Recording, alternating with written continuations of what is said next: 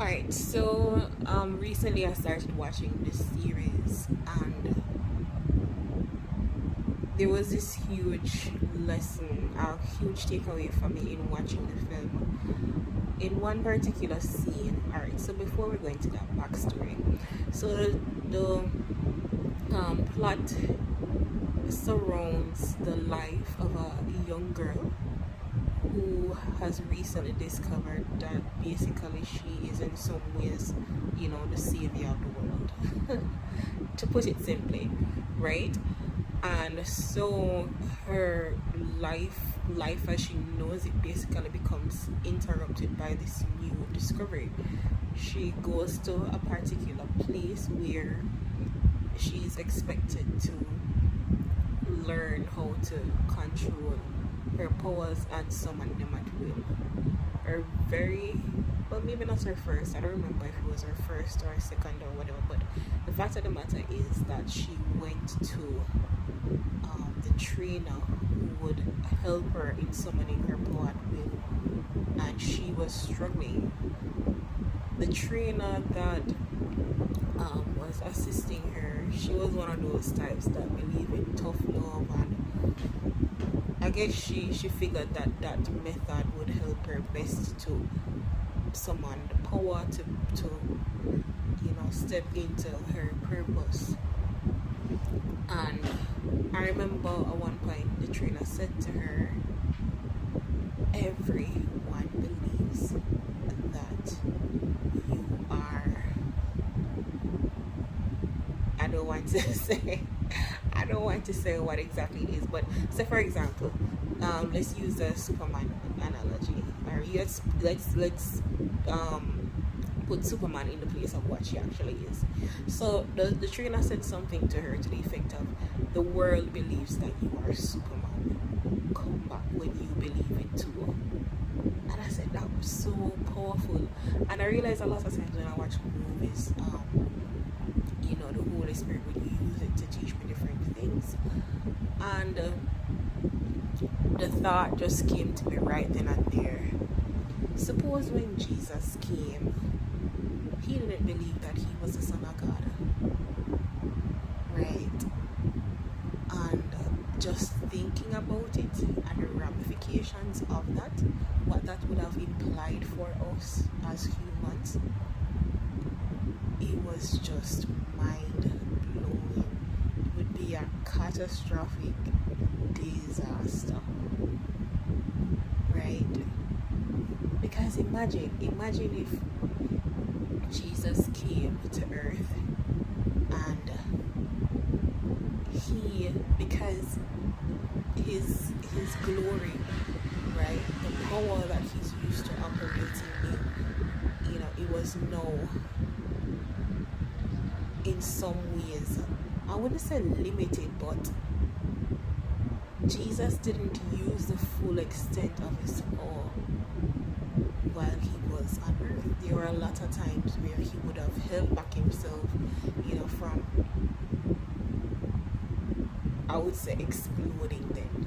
If we're talking in terms of human emotions, exploding, taking revenge, taking vengeance.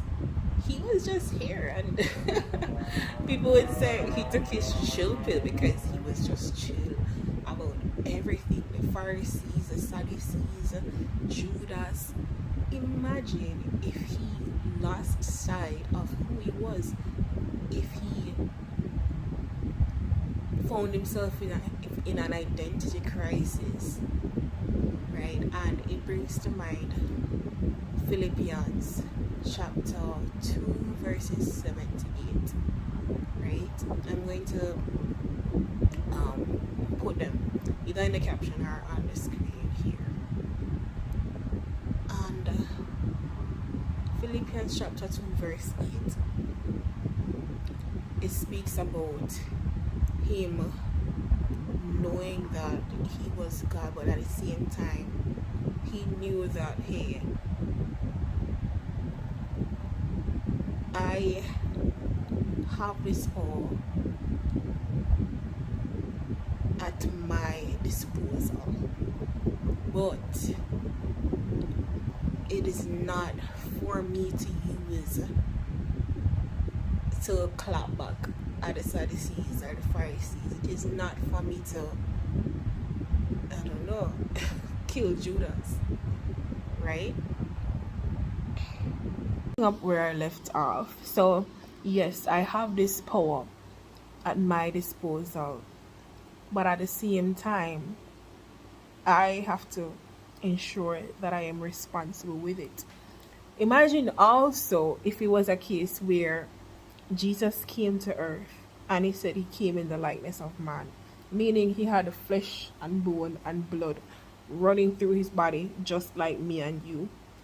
Imagine if it was a case where he came, and remember, he didn't even come as an adult. He came as a babe, a vulnerable baby wrapped in a manger, right?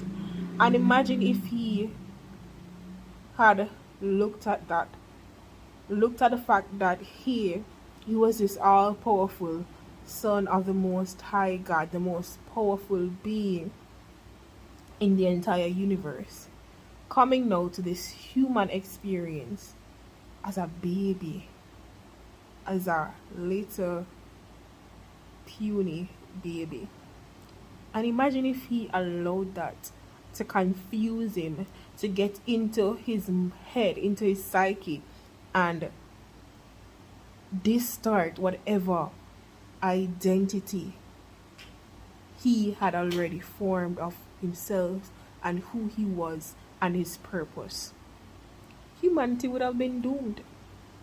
So, what that trainer said to that young girl in the film, it was so powerful, because when Jesus died, he not only made us or gave us the opportunity to become partakers of salvation, but it also made us heirs to the power that was available to him in his human experience. We have that same power to use here on earth as believers.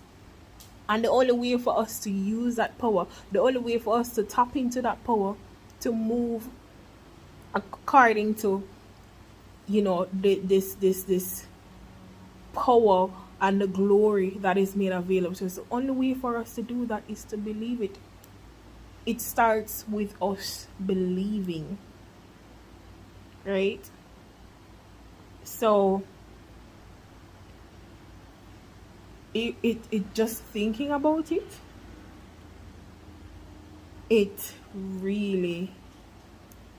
was such a huge revelation for me, because if you don't believe that you are a heir of the authority and the power that God made available to us through his son, how can you operate in that power? How can you operate with that authority?